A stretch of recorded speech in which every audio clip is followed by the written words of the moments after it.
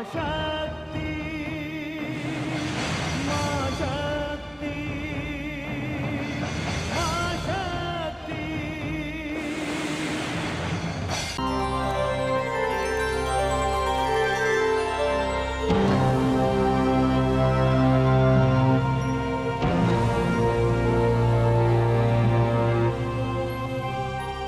हे महादेवियों, आज प्रसन्नता और हर्ष का विषय ये है कि धरती पर मानव ने जन्म ले लिया है। अब हमारे लिए क्या आदेश है मां शक्ति? हे देवी महाकाली, आप शिव की शक्ति का आह्वान कीजिए, जो आज्ञा।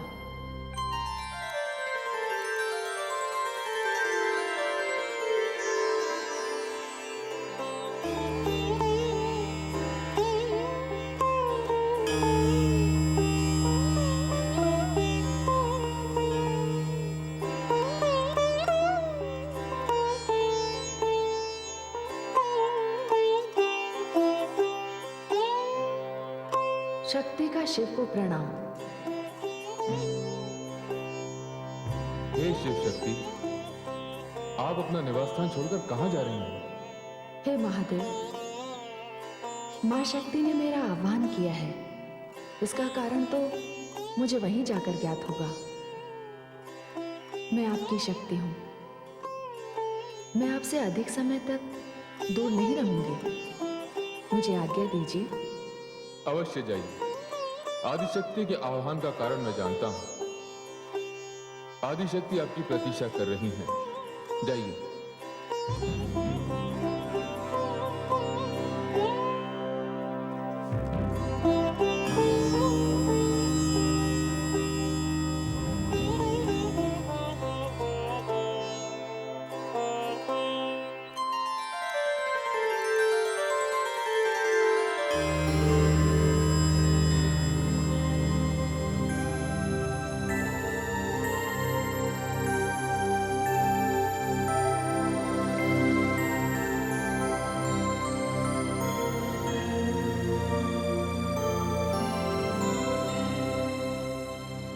हे मां शक्ति, आपने मेरा आह्वान क्यों किया?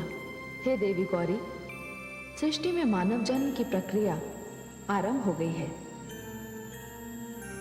आपके द्वारा मैं मानव को यह संदेश देना चाहती हूं कि ब्रह्म ने प्रकृति और पुरुष के मिलन को इतना महत्व क्यों दिया है, और मैंने संसार में जोड़ों की जो परंपरा आरंभ की है, उसका उद्देश्य क्या है? हे देवी गौरी, नारी और पुरुष एक दूसरे के पूरक होंगे।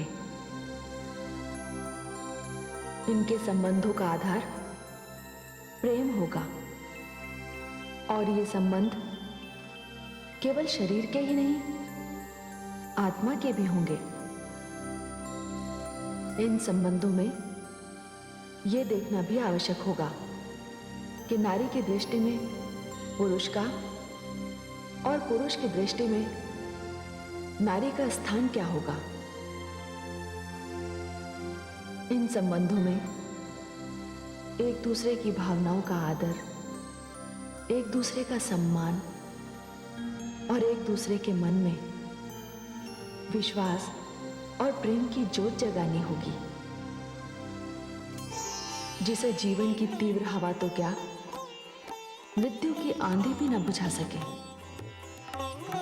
हे देवी, आपको पुरुष और नारी के संबंधों का ऐसा इतिहास लिखना है जिसे आकाश की ऊंचाइयां और पाताल की गहराइयां भी न छू सके। और इसी महान उद्देश्य के लिए आपको मानव लोक जाकर पुरुष और नारी के अद्भुत संबंधों का शुभारंभ करने के लिए दक्ष प्रजापति के भवन में कन्या रूप में जन्म लेना है।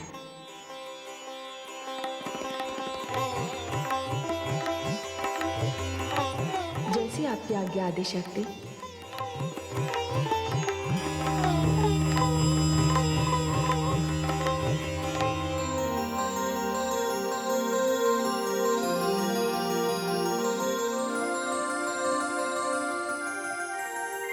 प्रजापति की जय हो। कहो परिचारिके, क्या समाचार है? प्रजापति महारानी ने 16 कालायुक्त चंद्रमा के समान एक सुंदर कन्या को जन्म दिया है। हम अति प्रसन्न हुए।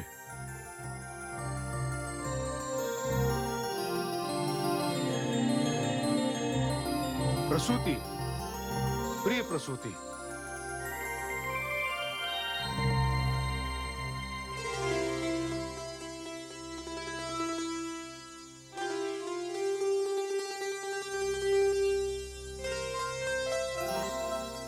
कैसी दिव्य कांति है।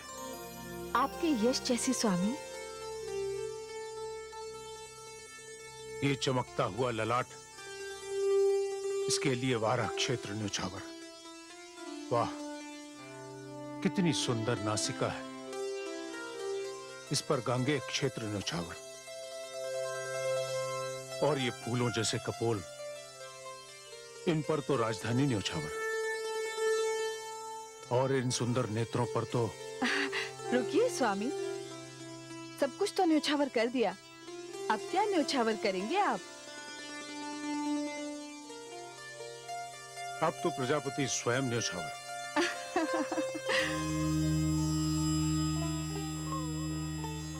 पुत्र, इस कन्या पर तो सारी सृष्टि न्योछावर। पिताश्री, आपने इसका भाग्य तो अपने हाथों से लिखा है। कृपया मुझे भी बताएं, मेरी पुत्री का भविष्य कैसा है? भविष्य को अज्ञात ही रहने दो पुत्र, इसी में कल्याण है। भविष्य के पथ पर अनगिनत फूल होंगे तो कुछ कांटे भी अवश्य होंगे। भविष्य को वर्तमान में जान लेने का अर्थ है उन कांटों की चुभन से वर्तमान को पीड़ा पहुंचाना।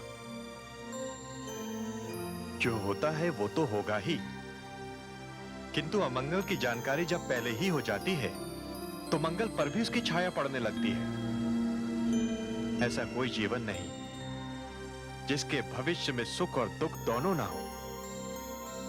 भविष्य के प्रति मानव का ज्ञान ईश्वर की कृपा का फल है, नहीं तो भावी दुख की जानकारी मानव के वर्तमान को अंधकार से ढक ले। सत्य कहा पिताश्री। तू तो मेरा विद्वान पुत्र है। आयुष्मती भवा पुत्री, आयुष्मती भवा।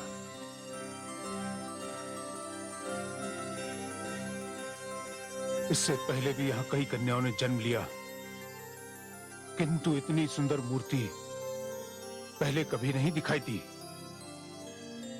कितना गौरवर्ण है। ये गौरी है, गौरी।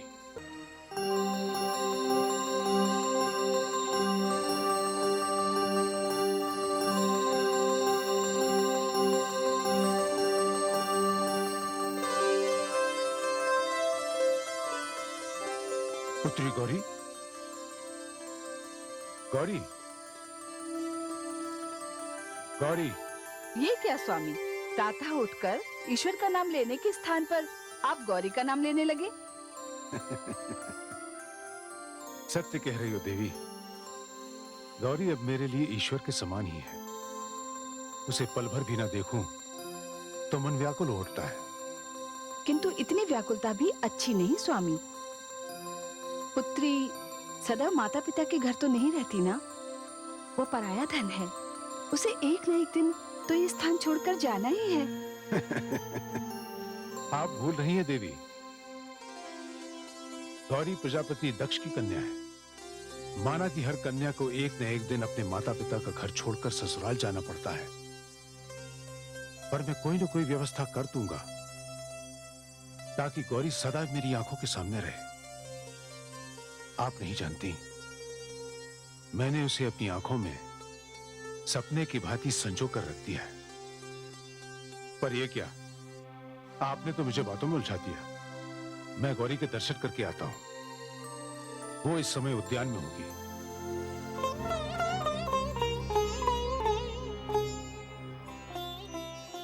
हे प्रभु, विवाह के पश्चात जिस दिन गौरी इनसे दूर हो जाएगी, उस दिन इनका क्या होगा?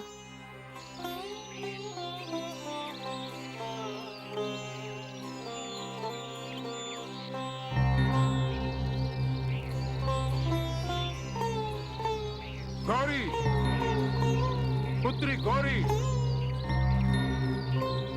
पुत्री कहाँ हो तुम? गौरी, गौरी, पुत्री गौरी, कहाँ हो तुम? गौरी,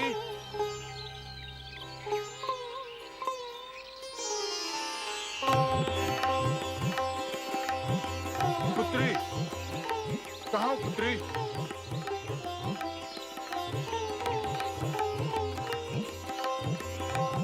पुत्री,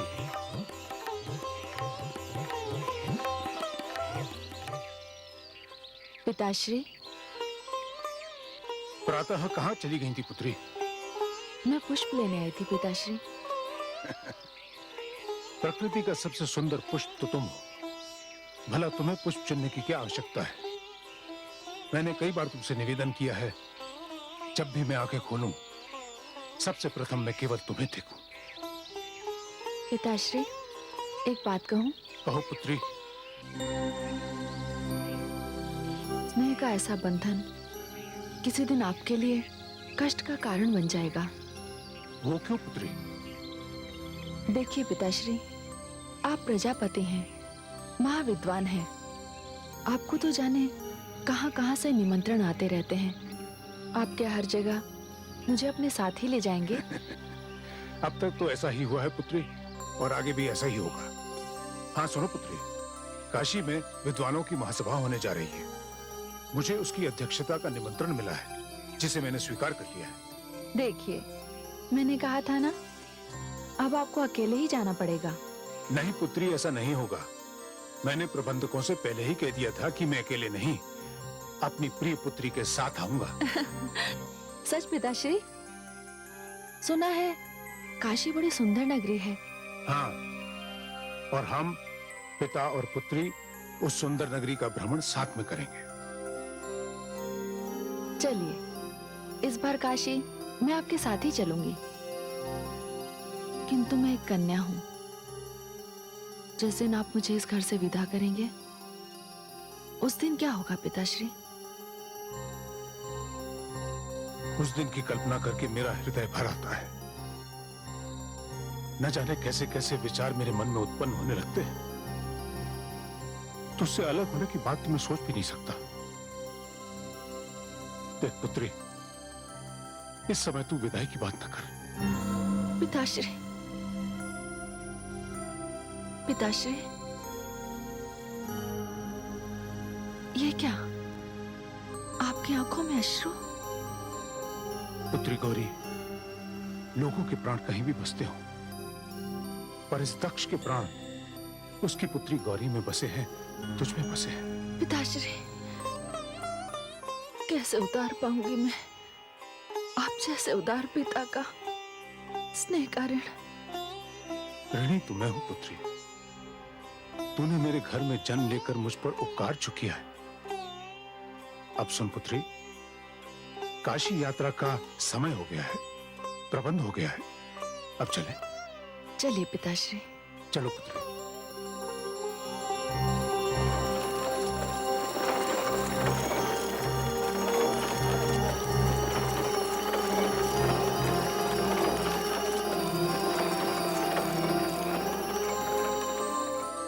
आओ पुत्री गौरी।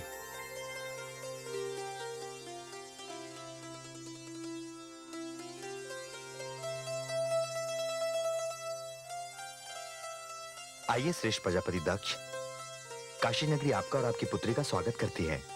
धन्यवाद प्रजापति त्रिभुवन। विद्या का केंद्र इस महान नगरी में आकर मैं और मेरी पुत्री धन्य हो गए। आइए। चलो पुत्री। पुत्री गौरी, तुमने तो सुना ही होगा कि यह नगरी काशी तीनों लोक से न्यारी नगरी है।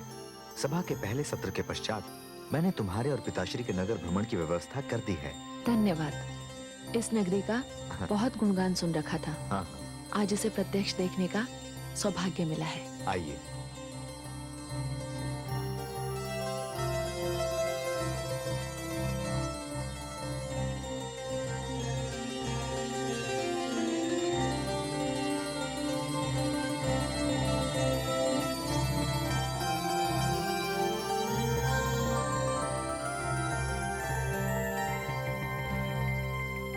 आइए श्रेष्ठ प्रजापति, अध्यक्ष का आसन ग्रहण कीजिए।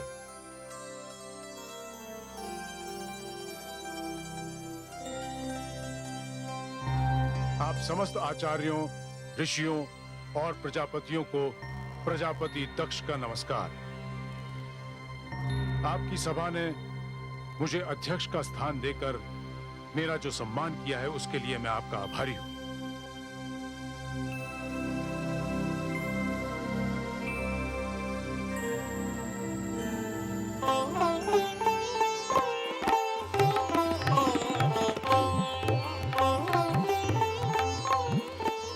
मैं अपने नगर की ओर से, अपनी ओर से और समस्त ऋषियों और विद्वानों की ओर से आपका अभिनंदन करता हूं।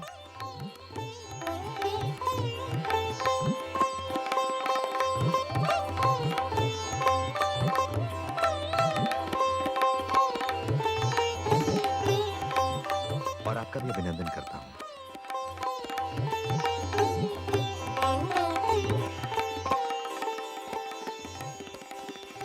आज की सभा में विचार का मुख्य विषय यह है कि समाज के उत्थान में पुरुष के साथ नारी किस प्रकार सहयोग कर सकती है। शिक्षा से लेकर यज्ञ आदि कर्मों में नारी का क्या स्थान होना चाहिए। हमारा ये सौभाग्य है कि इस महत्वपूर्ण विषय पर हमारी चर्चा को उचित दिशा देने के लिए अध्यक्ष के रूप में श्रेष्ठ प्रजापति दक्ष विराजमान है। मुझे यह सूचित करते हुए हर्ष हो रहा है कि मुख्य अतिथि के आते ही सभा की कार्रवाई प्रारंभ हो जाएगी। प्रजापति त्रिभुवन, क्षमा कीजिएगा।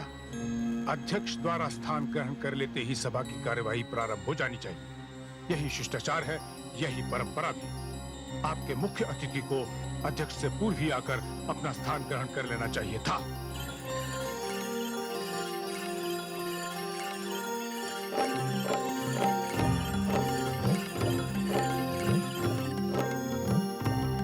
अरे आ गए, आ गए, आ गए।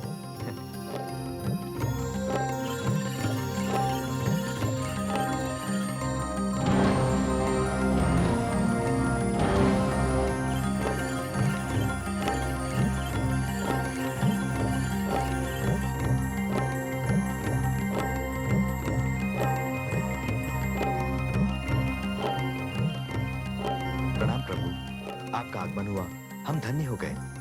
क्या प्रजापति दक्ष का शुभागमन हो चुका है? हाँ प्रभु, उनका तो पहले ही पदार्पण हो चुका है।